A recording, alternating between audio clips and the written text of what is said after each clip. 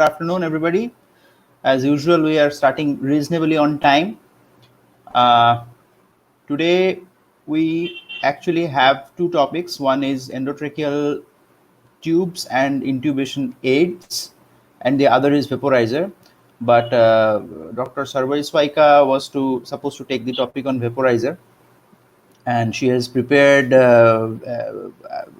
given enough time and prepared fantastically, but she has got stuck in the last moment in some work, and so she wouldn't be able to take the class today.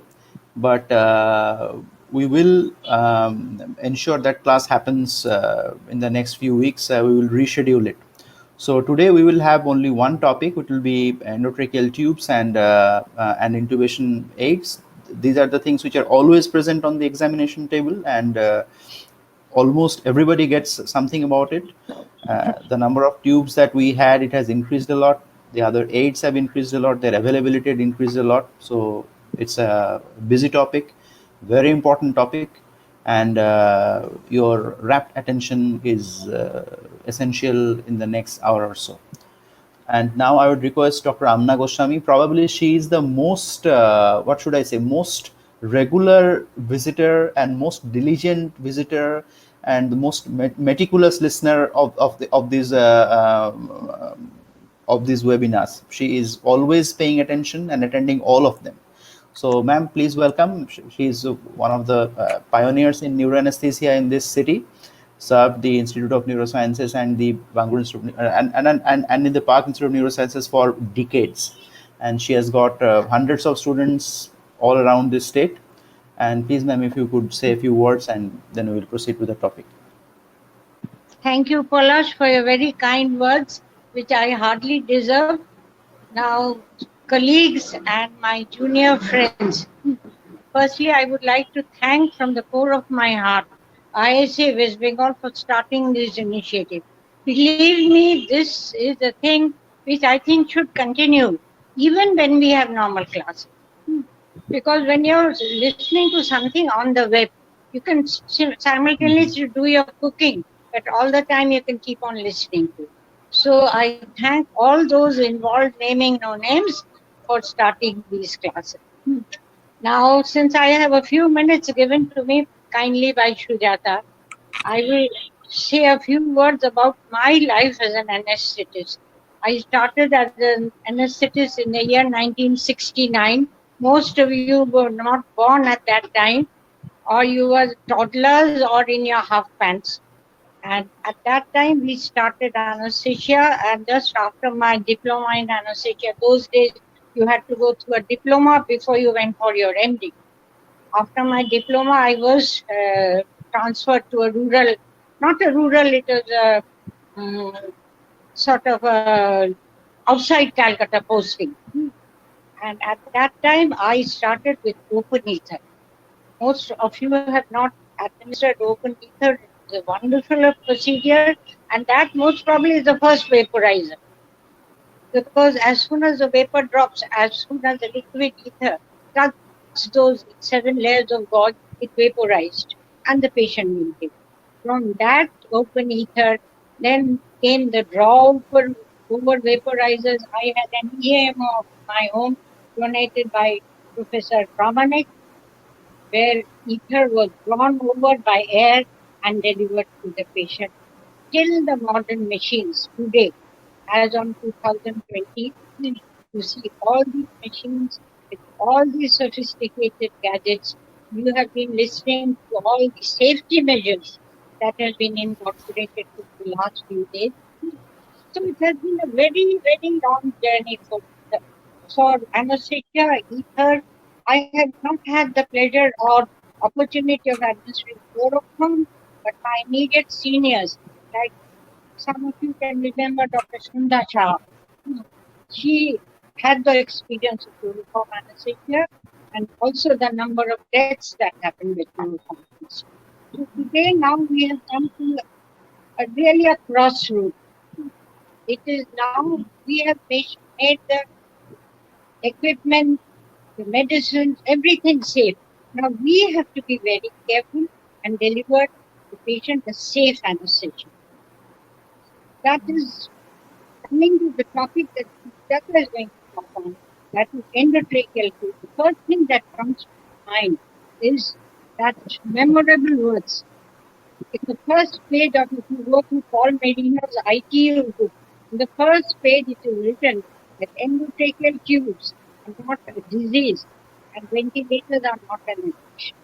You must remember that the endotracheal tube in time will save 9 lives. Personal opinion that anyone who goes through the MBBS degree should be capable of intubating a patient. So this is a very nice topic, and the nitty-gritties of an endotracheal tube. Of We started with red rubber endotracheal tube, which when we became a little old, became as hard as rocks. And the cuff tubes were few and far between, and even if you ask for a cuff tube, she would give you a grin and then acha apna chai and they keep it very kindly. So I will now request Dr. Sujata Ghosh, who is a very, very dynamic secretary of ISA West Bengal and associate professor at IPGNR and SSKM hospitals, who is one of the pillars behind this venerable effort.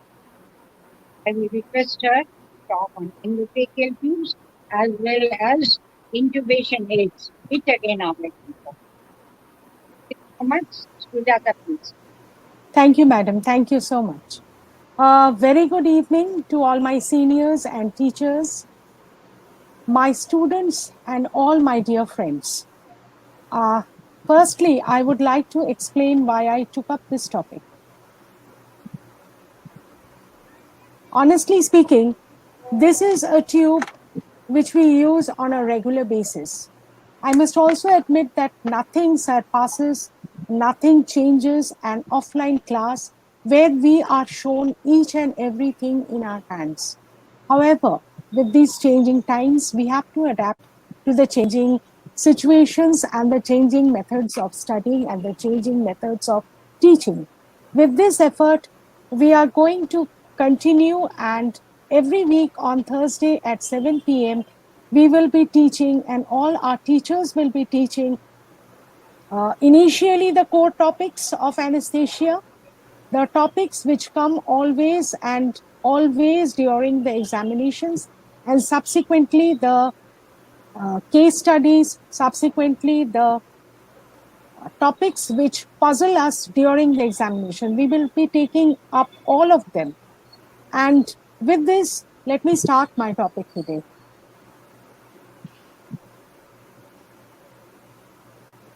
The first demonstration, the first documented demonstration of blowing of air through a hollow reed was by Andre Vesalius in way back in 1542.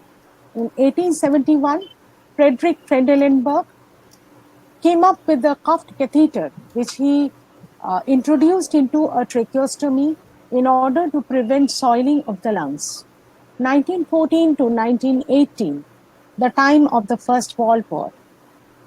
Ivan McGill and E.S. Rowbotham came up with the insufflation technique with the uncuffed tube. They passed this tube into the nasal passage and into the trachea, and this was the method adopted for many years to come.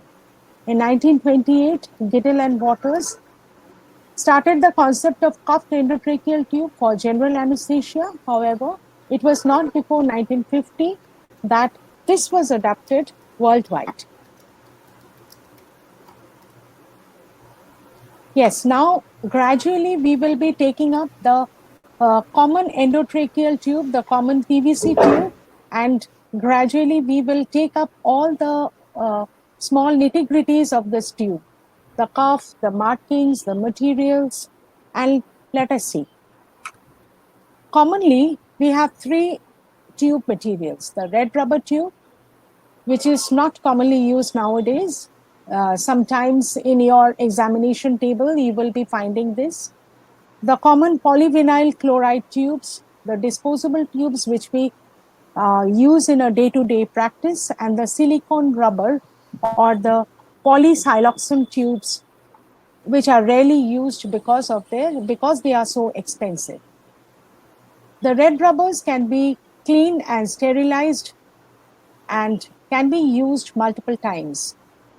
But those of us who have used red rubber tubes, we know that with age they become hard and sticky. They may also be clogged with dried secretions, and many a times we have found different foreign bodies lodged in it. There is latex allergy in some patients, and we have to be careful about this. Usually, before using a red rubber tube, what we used to do before was run it below the running water. Just hold it below the running water to free it of all foreign bodies. But well, nowadays we are not using it. So this is a little on the history and the examination table side. What we use now is the single-use disposable PVC tube, which is thermoplastic in nature and compatible to the tissues. And they can be cooled to make the tube firm, especially useful while we are going for a difficult intubation. And while using a fibroscope, we can also warm it a little, and this becomes easy for the introduction into the fibroscope. And because it is transparent, it is very easy to observe the to and fro movement of the moisture and the vomiters if present. The silicone tubes can be used multiple times. They can be sterilized, but are not used too much because they are so expensive. Now let us talk about the tracheal tube wall. The outer and the inner wall should be circular. It should not be oval or elliptical, because if it is so, then it is more prone to kinking.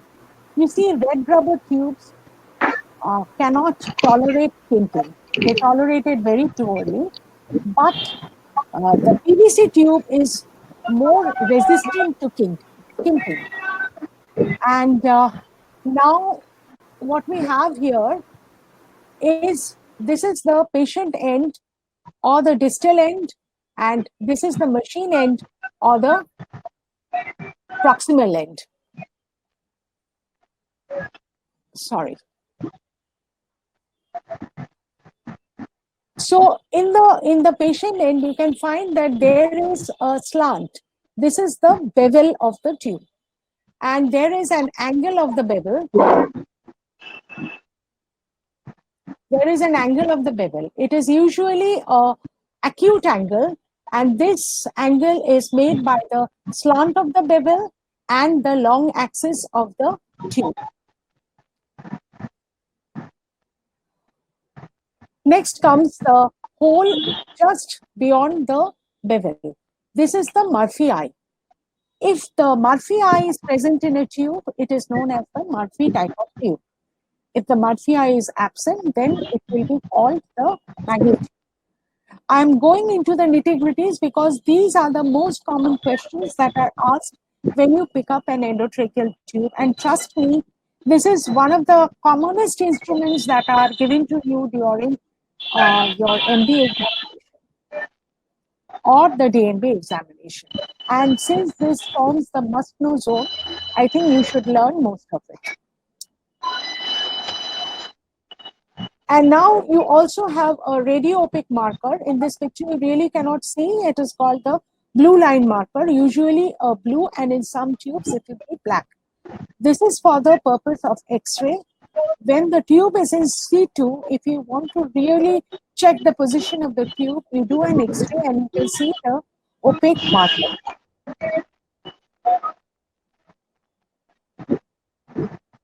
Now let us talk about the markings on the tube, another very, very common question. Just beyond the cuff, there is usually two dark prominent markings. In some tubes, you may also find a single broad black marking. These markings are a guide for you as to how much the tube will be introduced beyond the vocal cords. Usually what is advised is that this first marking should cross the vocal cords, And this marking should be either beyond or just at the vocal cords. And you should not introduce it beyond the vocal cords. Check the equality of the tube on both sides by auscultation. The tube size is given, and it is also mentioned on the pilot balloon, internal diameter. Beyond the size, when the tube size 6 or below, the outer diameter is also given. This is because the material of the tube may be thick in some kinds of tubes. This is so very important in case of the pediatric patients, because the ID might pass. According to the calculation, the ID might pass, but when you are introducing, because of the greater outer diameter, it may not pass, and you have to be very careful about what size of tube you are taking. The trademark of the manufacturer, whether it is Vortex or Whoosh, is given on the tube. There are graduated markings. There are graduated markings like this. This is 1 centimeter in length. Each graduated markings is at a distance of 1 centimeter. There is a single use or do not reuse marking. The tube length is determined by the ASTM or the ISO standard. Usually, most of the manufacturers, they supply you with a greater length of the tube. And if necessary, you can also cut the endotracheal tube and make it as per your needs. Now let us come to the tissue testing. You see, it is Z79IT. This is the marker for the tissue testing. It denotes that this material has been tissue tested. In some tubes, you will find that this mark is not there. Instead, there is a CE written. Okay. This Z79IT is as per the ASTM standards, and C is the European standards. What does it actually mean? It means that the compatibility of the material of the tube, the plastic of the tube, is tested for tissue, tested in the tissue. What is done is 4 strips of the tested tissue is cut and implanted into the paravertebral muscles of the anesthetized rabbit. And also 2 strips of a negative control plastic. Standard negative control plastic is also implanted. It is kept there for 72 to 144 hours, and it is washed for signs of inflammation. If there is no inflammation and is tested negative, that plastic is used for making of the tube. Now we come to the cuff. This is an uncuffed tube, and we have 2 cuff systems, the high pressure low volume cuff and the low pressure high volume cuff. But what is the purpose of the cuff? It creates a seal between the tracheal wall and the tube, and it is also responsible for centering the tube in the trachea. This cuff is actually an inflatable sleeve at the patient end. It is strong and tear resistant, but also thin, soft, and pliable. It is tissue tested in the same way as the rest of the tube. The maximum distance between the tip of the from the distal end of the cuff to the tip of the tube is standardized, and it varies from tube size to another tube size, as you can see in these 2 tubes. The cuff should not encroach on the Murphy eye, and there should be a symmetrical inflation of the cuff. Those of us who have commonly used the red rubber tube, you will have often found that with the aging of the red rubber tubes, there was asymmetrical inflation of the cuff. You see, when it is asymmetrically inflated, the entire pressure of the cuff rests on a single point, and this creates a greater pressure on the tracheal wall and increases the chance of tracheal mucosal injury and its following complications. Now let us talk about the high pressure low volume cuff, which was more common with the red rubber tubes. They have a small resting diameter with a low residual volume and a low compliance. It requires a high intracuff pressure to achieve the seal. It has a small area of contact. And because of the small area of contact, the pressure that is impinged upon the trachea is greater, and it distends and deforms the trachea into a circular shape. The pressure that is given over the tracheal wall is much higher than the mucosal perfusion pressure, and this leads to ischemic damage, resulting in ulceration and granuloma of the tracheal mucosa. But everything is not bad about this tube. It gives a better protection against aspiration, and the incidence of sore throat is also much less with a high pressure, low volume cuffs. What is most commonly used nowadays is the low pressure, high volume cuff. It is floppy with a large residual volume. It is thin, it is compliant, and it seals without tracheal stretching. So the trachea is not really much distorted. It provides for a greater reservoir of gas, and if inadvertently, if you inject a larger amount of gas, you really don't have to worry about the pressure, because this extra gas is milked into the proximal side of the tube, proximal end of the tube. And you should also remember that the intracuff pressure varies during the ventilatory cycle, and it differs in spontaneous ventilation as well as controlled ventilation. During spontaneous ventilation, in the inspiratory phase, the intracuff pressure is negative, and in the expiratory phase, the intracuff pressure is positive. But it is very different when there is a controlled ventilation. In controlled ventilation, the airway pressure is greater than the intracuff pressure, and this difference, it distorts the cuff into a conical shape, and it goes on distorting till both the pressure are equal. But during expiration, the intracuff pressure is more, and this intracuff pressure starts decreasing till both the pressure equalizes. In the low pressure, high volume cuff, the intracuff pressure approximates the tracheal wall pressure, and so there is a decreased incidence of complications like mucosal injury and ulceration. But the problem with these cuffs are that it may be torn or dislodged, injured by instruments like the McGill forceps, and often it is difficult to insert as it obscures the view of the vocal cord. There is a greater incidence of sore throat, and it has also been seen that it is not as effective in preventing the aspiration and leakage of fluids. And while using nitrous oxide, it is the most important,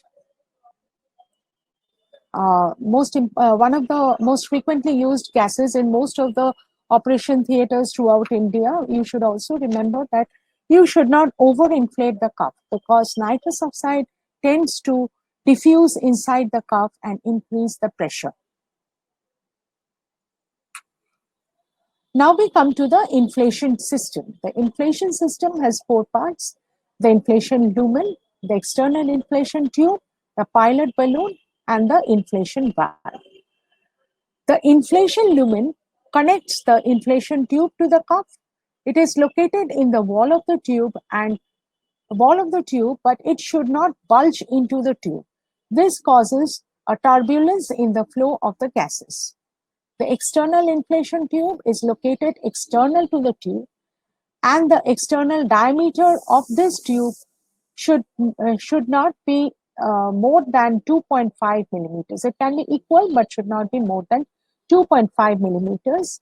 It should be attached at a small angle And the distance from the tip of the tube to the proximal end of the cuff, the distance from the tip to the point of insertion of the tube should be at least 3 centimeters. Now let us look at the pilot balloon. The most important thing about the pilot balloon is that the size of the tube is again given on it. It is located near the midpoint or just off the midpoint of the tube or adjacent to the inflation valve. This, when distended, indicates the cuff inflation. The inflation valve, the tip of the syringe is inserted, the plunger is displaced from its seat, the gas is injected. When the syringe is removed, the valve seals and there is no escape of gas. So you can well understand that this is a one-way valve. If the bulging decreases, you should understand, you should check the cuff and understand that the inflation valve is not working. When the inflation valve is not working and you want your cuff to be distended, what should you do? You should clamp the tube or plug the last Luer lock port with a cotton. Now about the cuff size. One thing I must say that there is no foolproof formula for this. There are lots of formulas, lots of calculations, but all these are approximations. That is the reason while keeping the tubes, you remember, and all your teachers must have said that you are supposed to keep 3 sizes of the tubes. The tube that you calculate, a size bigger and the size smaller. But well, there are calculations and there are approximations. We can go through it. For the let's begin with the uncuffed tube. For the uncuffed tube, in children below 6 years, it is age in years by 3 plus 3.5. And in children above 6 years, it is age in years by 4 plus 4 or 4.5. Some calculations show that it is 4.5. Some calculations show that it is 4. And what about the very small children? Children below 3 months of age, the size is 3 millimeters. From 3 months to 9 months, it is 3.5 millimeters in size. And for children above 9 months, the calculation goes like this. Age in years 16 by 4. Let us talk about the cuffed tube size now. For all average adult females, it is 7 to 7.5. Of course, if the trachea is small, you should always have a 6.5 size tube with you ready, because many a times we have been fooled, and even with large females, we have seen that the tracheal diameter might be smaller. And the males, it is 8 to 8.5.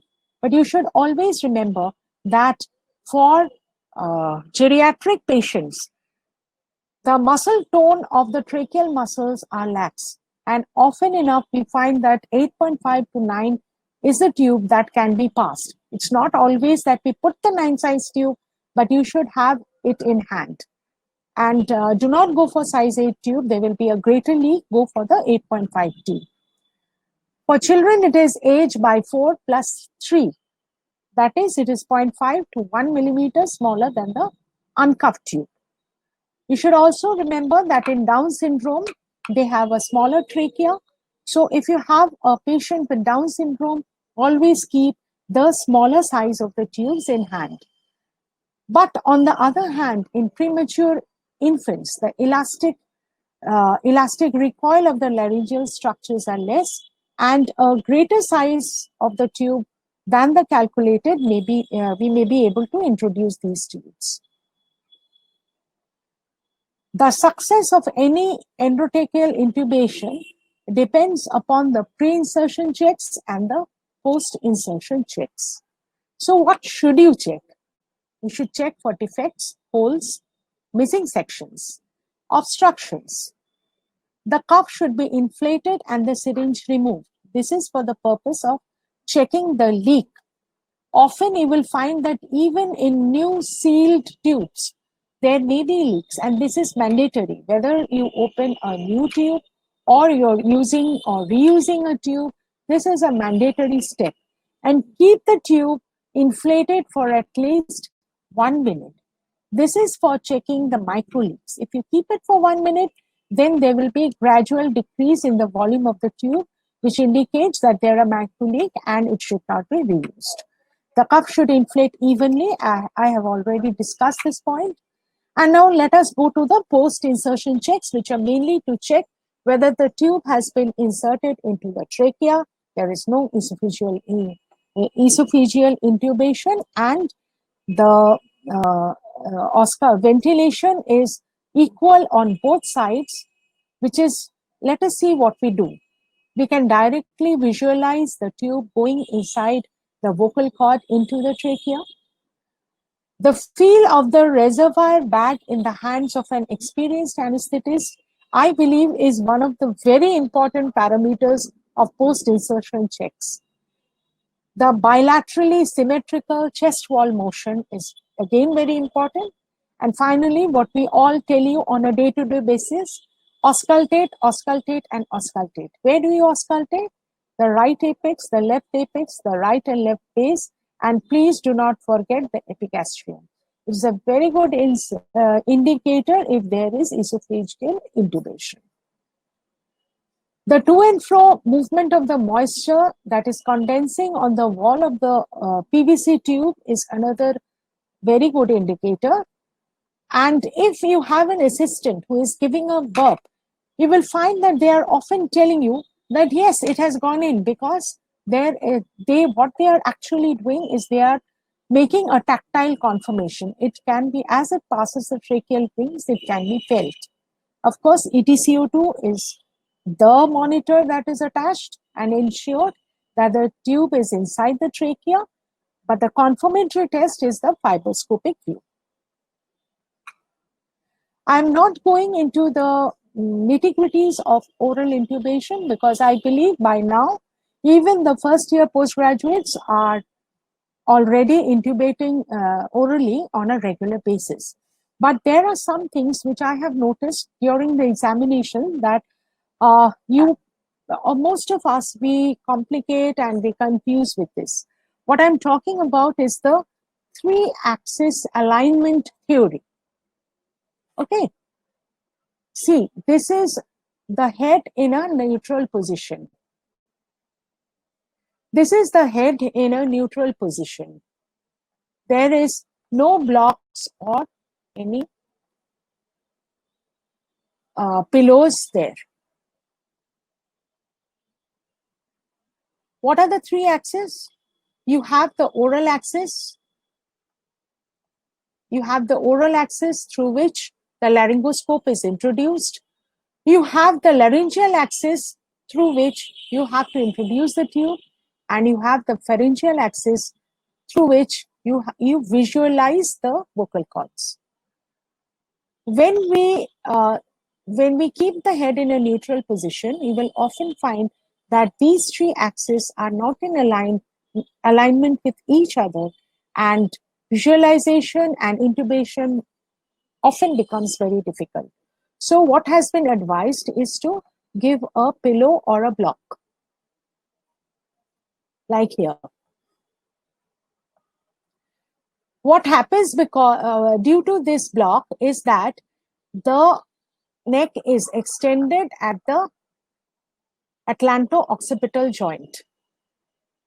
How much? By 15 degrees. What happens is that this oral axis, it comes closer to the pharyngeal axis, and the laryngeal axis also comes closer to the pharyngeal axis. And now you can find that all the 3 axes is in the same line. Not really in the same line, but very close to each other. So when you do a laryngoscopic view, you can find that you can see as well as intubate. So how much is this block? The classical description of this block is said that it should be 8 to 10 centimeters. However, in some cases with people with larger heads, this can be decreased, especially in children who have a bigger sized head. It is often a smaller pillow or even in the neutral, these children are intubated in the neutral position. Let us recapitulate. These are the 3 axes, and when you have a smaller pillow, what happens is that these 2 axes come close to each other. These 2 axes come close to each other, but the oral axis is still not aligned. So you give a bigger block, and now all the 3 axes is aligned. Now what happens in case of the obese patients? You see this morbidly obese patient, you have a block which is about 10 centimeters. You have a pillow which is about 10 centimeters, but even then the axis is still like this, right? So the axis is still not aligned. So what we actually do in these cases is that we make a ramp method. You've heard of this, everybody has heard of this. You make a ramp method and you use lots of towels or pillows to elevate. And now this axis has come to this. And now it is advantageous for head and neck surgery, oral surgery, especially when we are sharing our airway with the surgeons. The tube size that should be taken should be 1 size smaller than the oral tube calculated. Now let us come to the assessment of the airflow. Let me give you a small tip. When we inspect the nares in the beginning, we might find that one of the nares is roomy. So we have a tendency to intubate in that roomy nares. But trust me, it is not always that the airflow is the best in the roomy nares. So it is better if you check, you just occlude one of the nares and ask the patient to blow either on a cold mirror, or you can also use a small cotton and see which deflects greater. And you do it again on the opposite sides. Or you can also ask the patient in which nares he can breathe better. And you choose the nares that is better in the airflow. Now the preparation of the nares. We commonly use a vasoconstrictor drop. Usually oxymetazoline or xylometazoline drops are used. And sometimes when the ENT surgeons are going to operate on the nose, you will find that they are packing the nose with diluted adrenaline and local anesthetics. If they are doing that, please leave everything alone. That is enough for the vasoconstrictor effects. The bevel should face laterally. This is because we do not want to injure the turbinates which lies on the medial side of the septum. And I will give you another tip. Sometimes it is also beneficial if you place the bevel upwards. This is because when you reach the posterior pharyngeal wall, if the bevel is upwards, then it does not impinge on the epiglottis, and the pathway of the tube inside and across the posterior pharyngeal wall becomes smoother. And how do you advance it? Actually, it is almost similar to the way you advance the Rice tube. It should be, it should go through the floor of the nose till you reach the posterior pharyngeal wall. Often you'll find, why often? Always you find that there is a resistance. If you advance gently with a small pressure, very often the tube goes forwards, but not always. If there is resistance which you cannot cross, you pull the tube back, extend the head, and then try to introduce again. If you cannot do it by this method, you can use a bent stylet. You pass the posterior nasopharynx. With the help of the stylet, pass the posterior pharyngeal wall and withdraw the stylet and proceed forward. If there is difficulty, you can rotate it in an anti-clockwise fashion. Often you'll find, especially in our students who are working in the ENT OTs, you'll find that during introduction, the tube deviates laterally. What should you do? You withdraw a little, rotate by 30 degrees and introduce. If not, you turn the patient's head towards the side of intubation and introduce. Most of the time, this procedure, will help you. Impingement on the anterior commissure is prevented by putting the bevel upwards, and if you have not done it, then you can twist and give a gentle downward pressure. This also helps. You can flex and extend the neck as is necessary for introduction. And last, but I think the most commonly practiced method is when you can see the tube in the pharynx, you catch it with the Magel's forceps. Mind you, please do not catch the cuff. It might be distorted, and then you will finally find that you have successfully done a nasal intubation, but the cuff is torn and there is a leak. So you'll have to reintroduce. Be very careful as to where you catch with the Magel's forceps. Alternatively, some authors have also advised the introduction of 10 to 15 ml of air and advance the cuff till the vocal cord. And once it is advanced, before introduction into the vocal cord, deflate and introduce it through the vocal cord. If there is resistance beyond the vocal cords, this is also a very common thing that is faced in everyday OTs. You flex the head. You can rotate it by 180 degrees, or you can pass a suction catheter or a bougie. Very often and most of the times, this will help you in the passage of the tube inside the vocal cords. Now about the complications of intubation, this is very common and I'll just go through it. It is failure to pass the tube over the intubating device. And of course, you already know about all the manipulations that you have to do. Esophageal intubation, which should be checked and it should be corrected because you have already post-checked the introduction of the tube. There is often trauma to the soft tissues, either by the heart tube, or especially if you have hardened the tube in case of difficult intubation, or by the Magel's forceps, or even by the bougie or the stillet or the tube exchangers or the light wands if we use them. There are incidences of swallowed tracheal tube. There may be foreign body aspiration, tracheal tube fires, tracheal tube obstruction, unintended or difficult extubation, postoperative sore throat and hoarseness, neurological injuries, upper airway edema, vocal cord dysfunction, ulceration, and granuloma. And of course, as I have discussed earlier, latex allergy, especially in case of red rubber tubes. Each of these complications, some are very common, some are rare, and some are deadly. But you have to know these complications and how to manage them.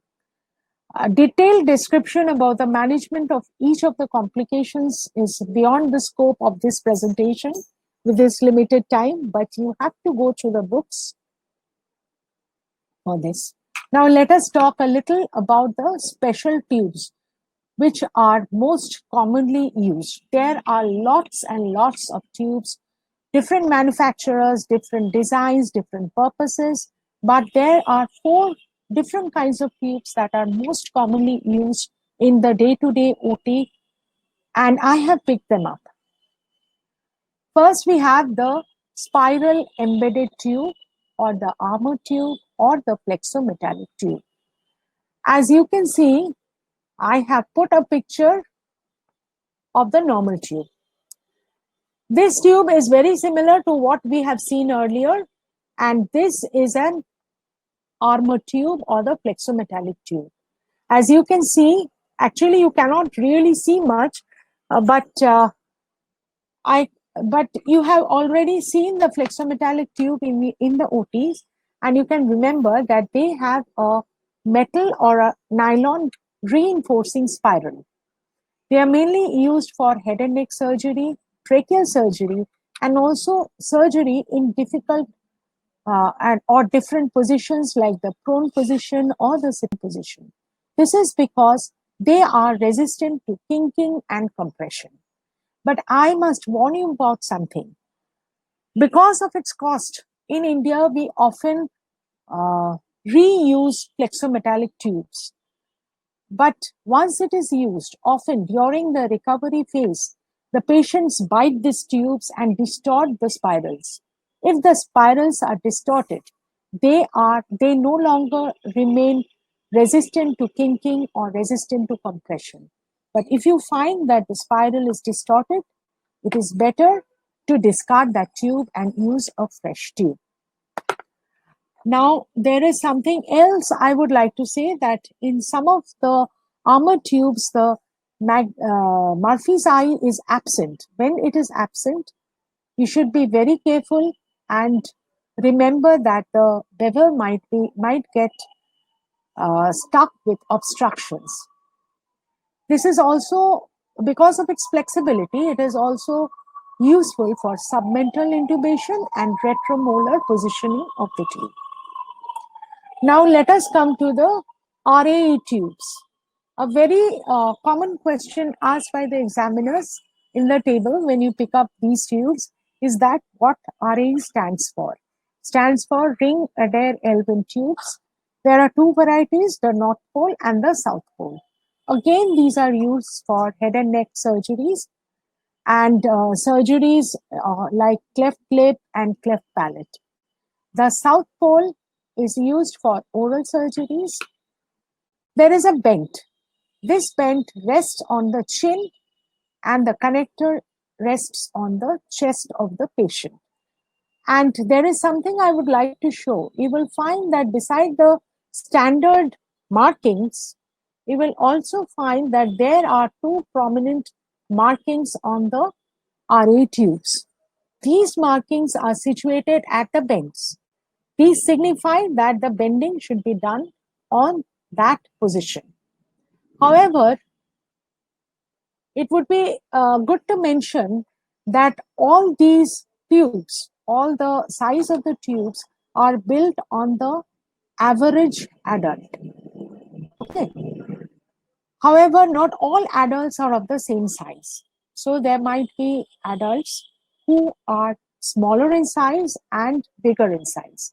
So in smaller sized adults, there is often inadvertent endobronchial intubation, and in larger sized adults, there will be accidental extubation. In the North Pole tubes, the bend will rest on the forehead. The problem of these tubes is that it is very difficult to do endotracheal suction. So if there is an emergency, what do? We cut at the bends, right? What we do is we cut here, put the connector over here, and do the suction. But we cannot compromise the patient's suctioning because of the bend. While introducing, these bends can also temporarily be straightened to aid intubation.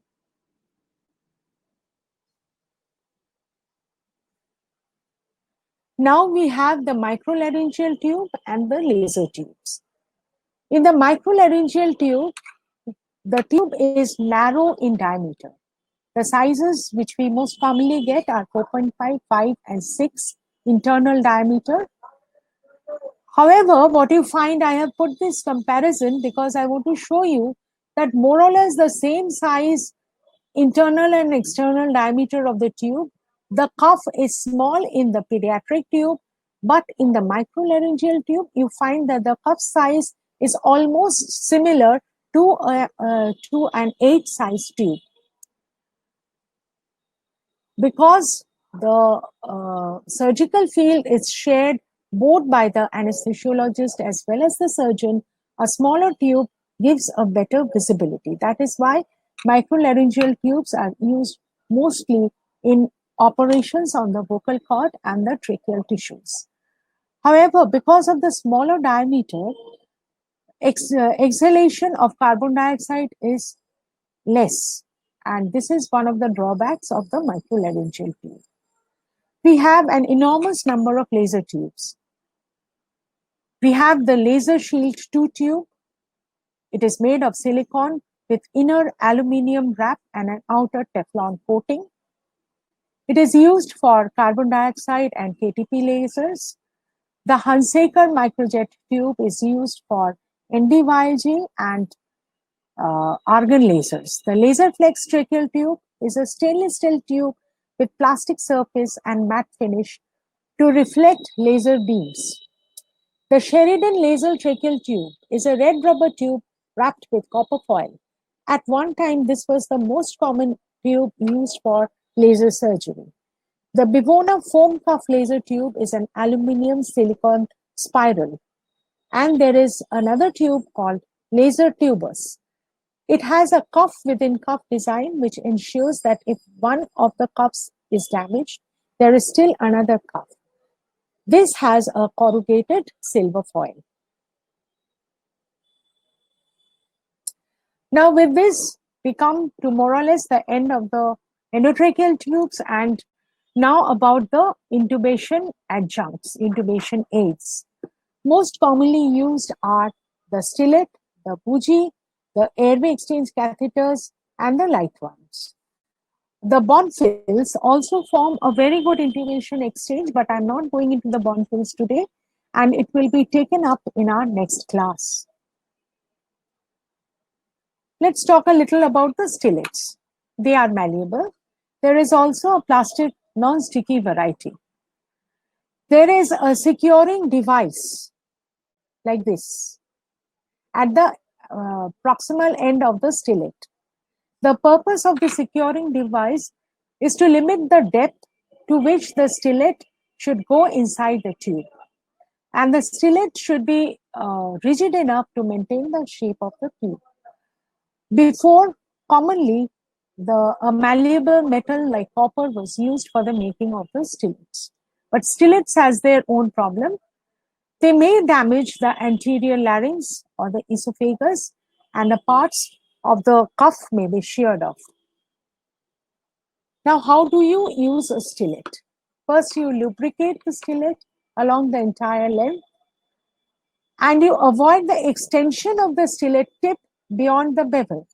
This is to ensure that the protruding stellate does not injure any soft tissue. In a smaller tubes, it is advisable to remove the connectors. For routine intubation, keep the stellate straight or slightly curved. We have a tendency of making in all cases, we try to make it into a J shape. That is not warranted at all. And that is why in many cases, when we are starting a career, we face difficulties with the stellate. For easy intubation, straight or a gentle curve of 70 to 80 degrees. But if there is an anterior larynx, then you make the stellate and the tube over it into a J or a hockey stick. The tube is held at the connector, but it can be removed if adjustments are required by the operator. The thumb advances the tube. When the tube passes the vocal cord, just rest it there. Rest your hand on the face, take out the stellate, pull out the stellate, and maintain the counter pressure till you have passed the adequate length of the tube. The bougies. This is another aid which is most commonly used in the OTs. The postgraduate students, if you well remember, that is the first thing we enter the OT and we say, where is your bougie? Yes, the bougie forms one of the most important and the most commonly used aids that is used in all operation theaters. It is also known as the Ekman tracheal introducer. Originally, it was braided polyester, but now the plastic ones, both the solid as well as the cannulated ones, are available. Some of these bougies have a lumen, and ventilation can be done with these bougies. At the end of the bougie, you will often find that the bougies come in different sizes. The ventilating bougie, or the bougie through which you can ventilate, is a little thicker with a lumen inside, and you have a connector at the end. This is an universal connector that fits to the angle piece of the breathing circuit. The distal end of the bougie is bent at 30 to 45 degrees. And this bend prevents too far advancement into the trachea. Now let's talk about the technique of use. Various diameters are available, as I have already said. Initially, first inspect for fractures and the rigidity of the bougie. Lubricate the bougie with either a silicone spray or a water-soluble gel. This is another thing which we make a mistake during the examination. Often enough, we do not get water-soluble gels and we use lignocaine jelly. Please, these are not advised for lubrication of any of the airway instruments. It is placed either in the tracheal tube or in the glottis. Either you pass the bougie through the tracheal tube, but more commonly, I think all of you introduce the bougie through the glottis directly and railroad the tube over the bougie.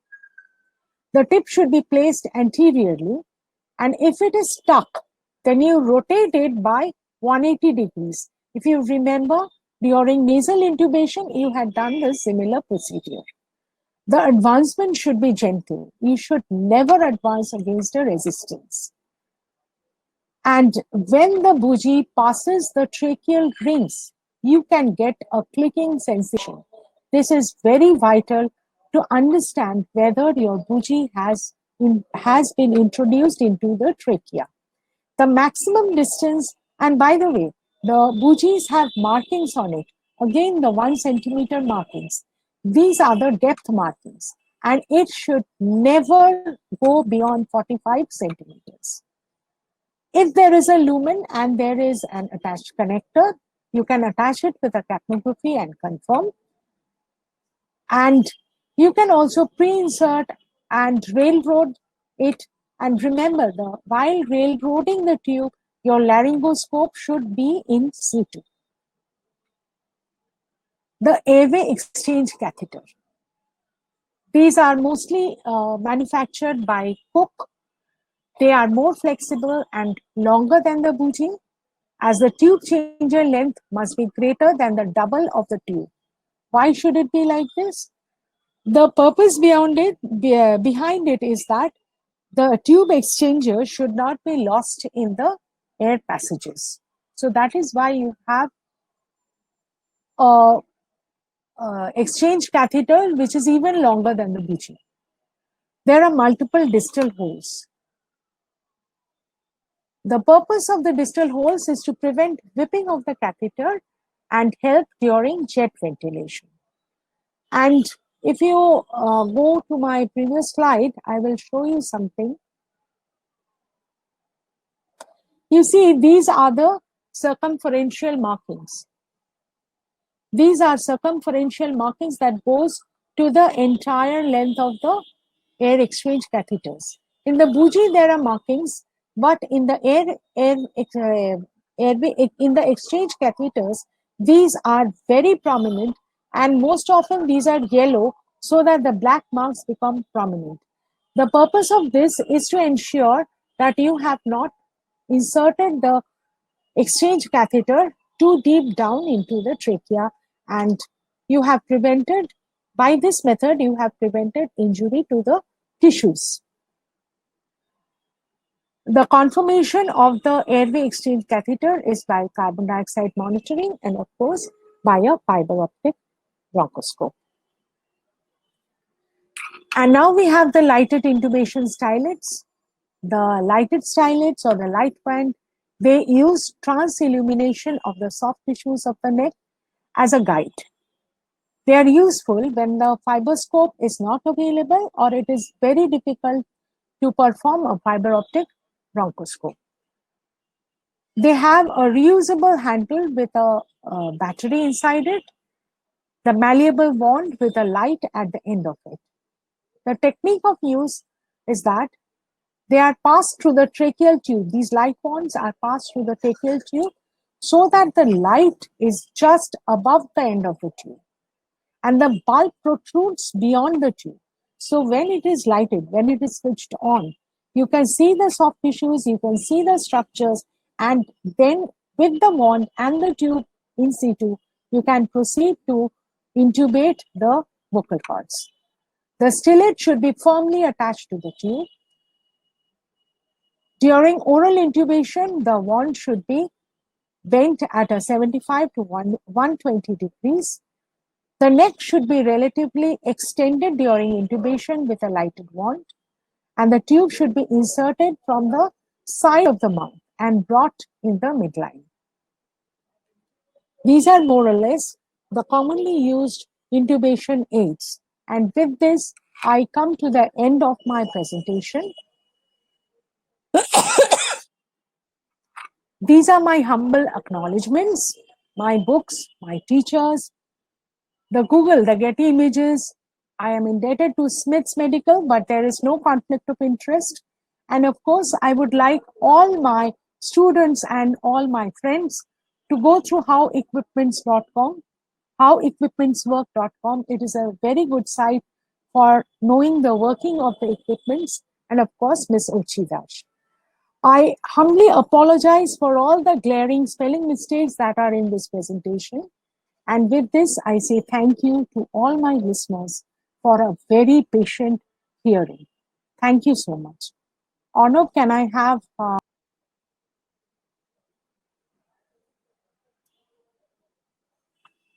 Thank you. And I believe if there are any questions, I could take them up. I hope I have not bored you to death. Arnab, are there any questions? Palash, can I make a comment? Yes, ma'am. Yes, ma'am. Please do. Yes. Sujata, thanks for your wonderful exposition in short about all the devices for tube intubation and the tubes.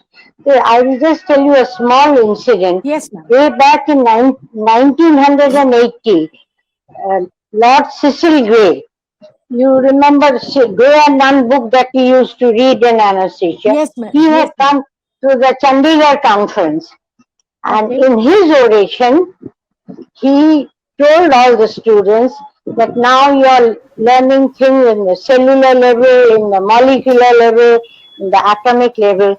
But one message I want to carry to you: when in doubt, take it out.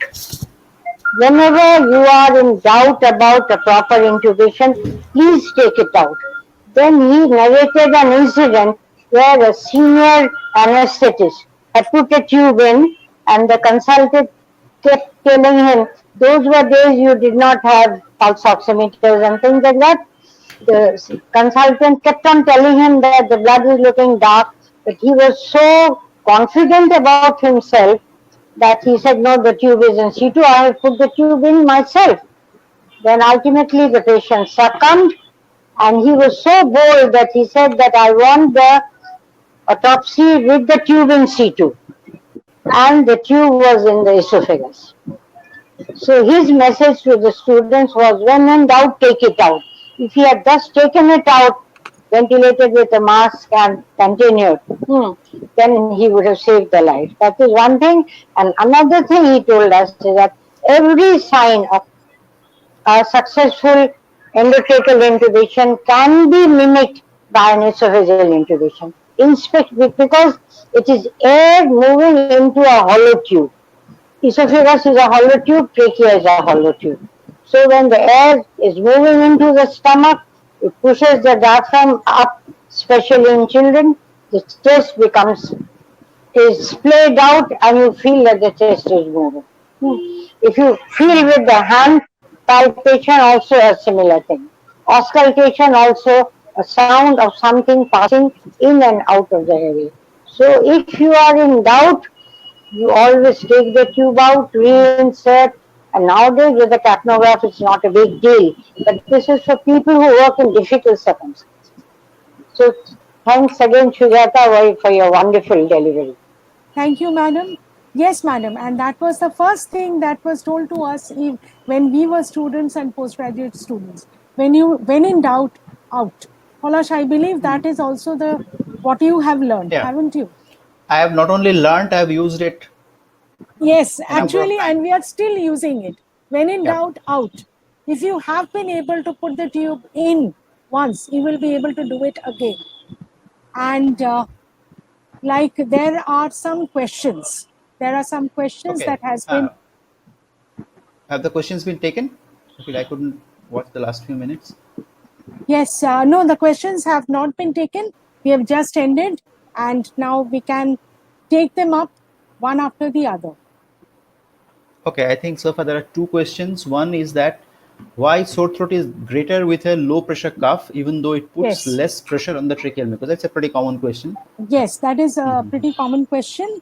You see, when there is a greater pressure, when in case of a high pressure cough, the area of contact, because it is low volume, the area of contact is small, and the pressure exerted is on that point. However, the area of contact, since the area of contact is small, it does not create a sore throat. Actually, in the large volume coughs, the area of contact is greater. And when there is a foreign body over a greater contact, there is a sore throat. Sore throat does not signify mucosal injury. That is the difference. When the pressure is high, there is mucosal injury. But because of the larger area of contact, larger area of a foreign body being in contact with the trachea, the incidence of sore throat has been seen to be high. Okay, so I think that is pretty clearly explained. There is one more And question. do you have any other? We would also like your opinion, Paulash. If you have any other Yeah. explanation. No. I think that's quite good enough. There is more amount of Yeah, Paulash. mucosal irritation with low volume high pressure cough, wide area of contact. But another thing that I have been told, though I'm not able to verify it, is that if a patient with a high pressure low volume cough has a sore throat, usually the intensity of that sore throat is higher. Whereas in case of high volume low pressure cough, the incidence of sore throat may be higher, but the intensity of that sore throat is lesser. But I cannot verify it. This is what I've heard. Now that we have this cough pressure measuring device, which is very Right. inexpensive, it's always better, especially when you're working on the neck and the surgeon is pulling the trachea this side and that. It's always better to have your cough pressure measurement attached, so Yes, that if ma'am. it exceeds 40, it's a very Yeah, I inexpensive think piece of right. equipment. And I And think not only that, even for prolonged OTs, when the OTs continue Exactly. for a prolonged period of Hmm. time, it is better we have Hmm. Hmm. a low pressure cough and a measuring system. Because in these prolonged OTs, we often deflate the cough, keep it for a little, and then again Exactly. re-inflate. there are Now, two factors. previously, we used to be told that when you are inflating the cuff, put your hand on the trachea. There should be a slight leak. Leak. Ma'am, A we also slight say leak. the same thing nowadays. There should be a slight leak and inflate the cuff up to what the leak disappears. Do not inflate it any further. If you inflate it any further, that is when all the complications start to arise. In fact, during prolonged OTs, the intracuff pressure rises. There are two reasons put forward. One is obvious. One is nitrous getting into that cuff, and nitrous diffusing into that cuff and causing more pressure. The other thing is that the air that we are putting in, we are taking it from ambient room. So if there is an air condition running, it's something around 20 degrees centigrade. And inside the body, it's going to get heated up to something around 37 degrees centigrade. So it's Yes, going to exactly. expand and exert a little more pressure. So Little more. so continuous or repeated monitoring of cuff pressure is essential, and especially where there is manipulation of that neck, that is going to alter the cuff pressure as well. So cuff Okay. pressure is an important topic. So one more question. I'm not very clear about what exactly the question is, but the question is just, ma'am, can you just brief about the internal diameter versus the external diameter evaluation in case of uncuffed tube? I have really not understood what you actually want to know, but I'm going to tell you something. This becomes this in an uncuffed tube, especially when it is given in children. What happens is that you are seeing that it is of a certain internal diameter. You have calculated the internal diameters as per the age, but often enough, there are different makes and different thickness of the outer diameter. So checking the outer diameter is equally important, because you see, the glottis of the children is very small, and the subglottis is a narrowest portion. Of course, there are many controversies now about the subglottis being the narrowest portion, but I'm not going into that right now. So you also have to know not only the internal diameter, the thick external diameter must also pass. So tube size 6 or below needs to have that external diameter put on the markings of the tube. I think let me just add something. Sure. The external diameter is very important because that will determine which size of tube will go in, because that is the maximum diameter of the tube, and internal diameter of the tube will tell you what would be the resistance towards Resistance or ventilation. the turbulence to the flow. That's correct. Ventilation. The Yes. thinner the walls, the thinner the wall, the greater would be the inner tube diameter. But that will also make the tube very soft and pliable for kinking. So there is usually a balance, and you will find that bigger tubes have thicker walls and smaller tubes have thinner walls. Yeah, even if it doesn't have a cuff, because it will hitch against the cricoid, it becomes like a cuff tube. It will pass the glottis, and then at the level of the cricoid, the cricoid will become a nice tight fit. That is why previously most of the pediatric anesthetists used to use non-cuff tube. Nowadays we don't venture, we don't take the sort of chance. But previously most of the pediatric anesthetists use non-cuff tubes. Palash, I would like to make a correction of my presentation. Sure. Inadvertently, I have said something which is wrong. And I thank Dr. Moushumi Nyogi for pointing it out to me. I had said that initially the bevel of the tube during nasal intubation should be placed laterally. I'm sorry, that is wrong. It should be placed medially because the turbinates are on the lateral wall of the nares. Thank you, Moushumi. And we have another big question from Debojyoti Mundol. While performing nasal intubation in adults, if size of the ET, yes, please, Palash. Okay, let us begin from the first questions. We will come to that later. Otherwise, we'll miss it if further question comes. Right. Shiladit, we have finished that. Dona Kirtonia wants you to elaborate it again, the oral and laryngeal axis, because she couldn't see the video at that point of time. Okay. Since we have a lot of time today, I will go back. Yeah, we can always go back. Yes, we can go back. Arnab, are you there? Can you give me the slides, please? Are you there, Arnab? Ma'am, which slide will you want, ma'am? Which one? You will find. See, I don't remember the page, but it is only filled with pictures. Yes. I'll just go.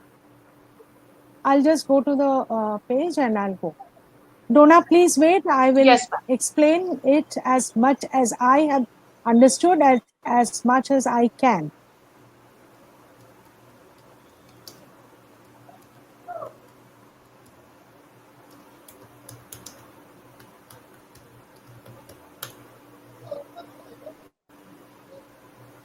Dona, I believe this is the slide. Display it again. This is the 3-axis alignment theory, right? And as you can see, that these are the 3 axes. This is the oral, this is the pharyngeal, and this is the laryngeal axis. Now the head is in a neutral position and there is no flexion or extension of the neck beyond what is commonly there, right? What happens is that we are introducing the laryngoscope through the oral axis, weaving through the pharyngeal axis and trying to intubate the trachea in the laryngeal axis. So often enough, this becomes very difficult because all the axes are away from each other. So what is advised is that we put a pillow or a block below the head. What happens is that then the atlanto-occipital joint is extended by 15 degrees, right? And this helps. What happens is that with the elevation and the extension of the atlanto-occipital joint by 15 degrees, this oral axis comes near the pharyngeal axis and this laryngeal axis comes near the pharyngeal axis. So what you are viewing is the view in which you can also intubate. So all the three axes are now aligned and you can intubate easily, you can view the vocal cords easily and intubate. See, it is something like this. This is the neutral position. This is a small pillow. Here you see that the laryngeal axis has come towards the pharyngeal axis, but the oral axis is still not aligned. So what you do is to increase the size of the block so that the extension is a little further. Now what size? 8 centimeters to 10 centimeters block size. That brings the oral axis towards the pharyngeal axis. And now about the obese, even with the 8 to 10 centimeter axis, this axis is still like this. So what you actually do is make a ramp, right? Everybody, all your seniors have said in obese patients, make a ramp with the help of a lot of sheets, towels, large pillows, so that this axis now becomes like this. I hope, Donna, it is clearer now. Thank you. Jyoti? Sniffing the morning air, in short. When you Yes, yes, it is stepping out in extension of the atlanto-occipital joint and flexion and flexion of the axial joint. axial joint, exactly. Yes, Jyoti, please Yes, ma'am. remove. Yes, please remove the slides. Yeah. No. Okay.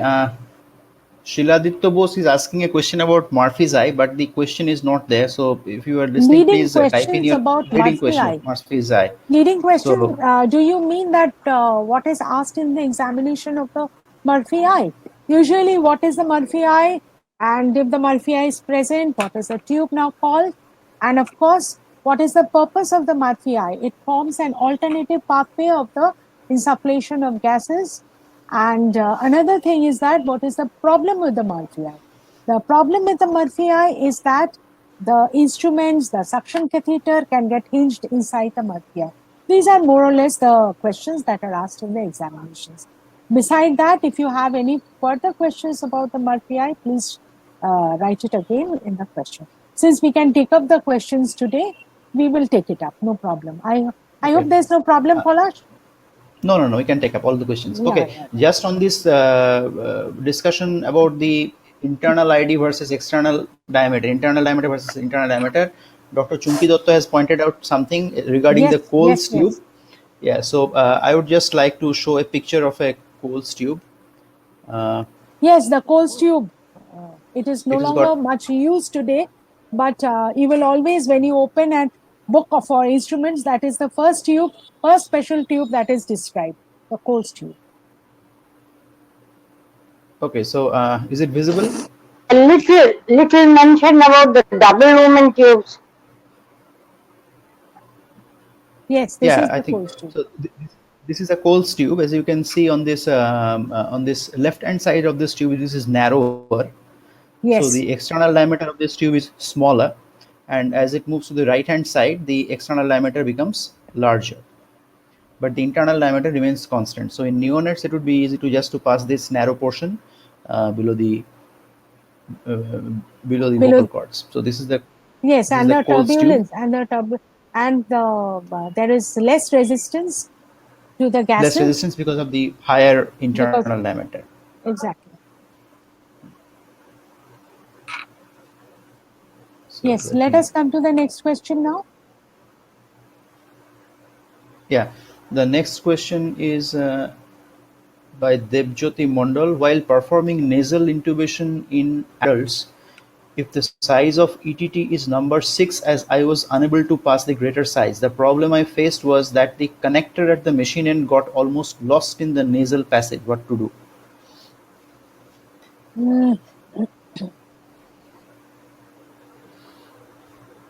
I think the problem is not very clear, because the end connector should be the No. similar sized, or is the no, length of the tube? I think the problem was that the nasal passage was smaller. I believe this. This must have been the problem actually. And what solution can we give to you? We will come later. But I think the problem was I believe this person had a long neck. See, the number 6 tube.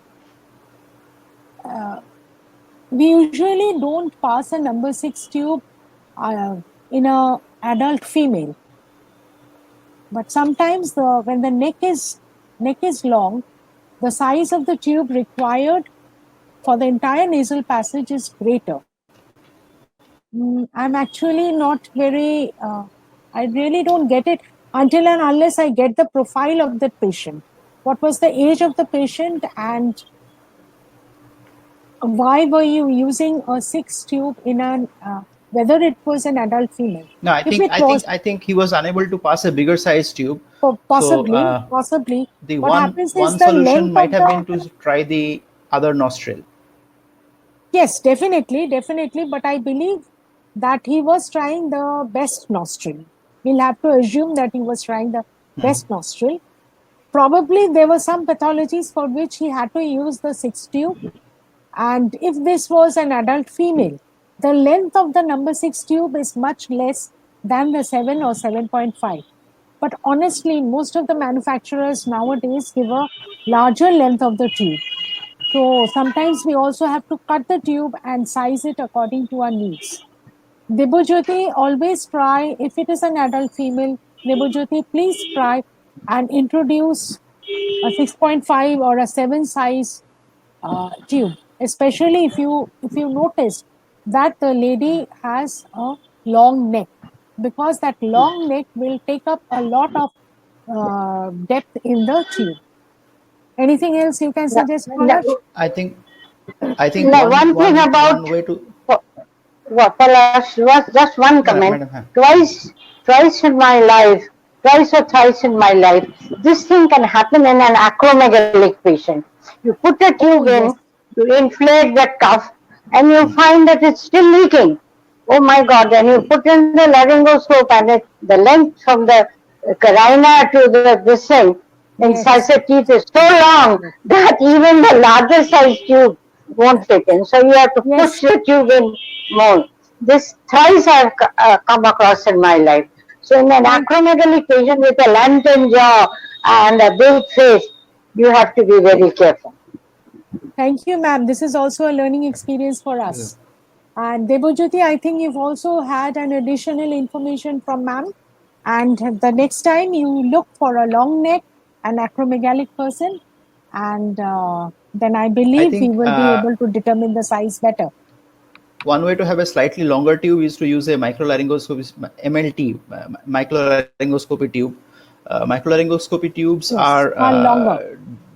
Are longer, but they also have a high pressure cuff, so that you have to keep in mind also, low volume high pressure cuff. So microlaryngoscopic tube would have been longer, though not easily available always. I think we have come to the end of the questions. Yes, I cannot. Yes, I cannot see any further questions. Okay. There's a question from Shanton Bose. He wants to know the special properties of the tube which is used in intubating LMA.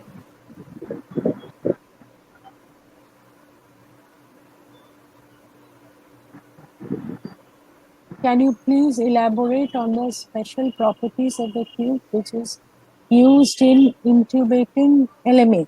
Yes, but not today. Dr. Shayantan, not today, because we have a very interesting session next week, Palash, isn't it? On LMAs by one of the extremely popular, extremely, I would say, extremely knowledgeable person regarding SGAs, and you have to wait till next week for a thorough insight into this matter. I will not take All up today because questions. then it will Yeah. be a repetition. I Yeah, think I that's want to point out something else about these flexometallic tubes. Yes, It's ma'am. since I've been doing this job for a long, long time. Twice it has happened to once to me and once to my colleague that peroperatively you find intense pressure in the bag. Then you auscultate with no proper entry. Then perforce you take the tube out, and to your surprise you find that these flexometallic tubes are latex tubes with the coil in between. The coil has broken and the latex on both sides has curled in and blocked the lumen. So if it's a flexometallic tube which is being reinforced, don't take it. Reused, don't take it. It Yes, always yes, has to be ma'am. a new tube. Because the latex might be incurred, and if you are not careful, and you have neurosurgical cases or long cases, 8 hours, 9 hours, even extending up to 12 hours. So you have to be very careful about your tube. Don't take an old one. Take a new one, whatever it might cost to the patient. Thank you, ma'am. Thank you very much. So it's time to call it a day or a night. Thank you.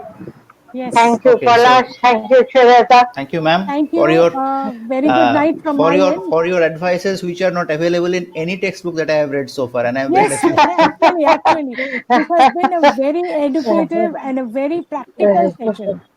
And I will always remember Thank about you. the acromegaly, madam. Yes, yes. Okay, thank you, Palash. So, Thank you, Okay. Shweta.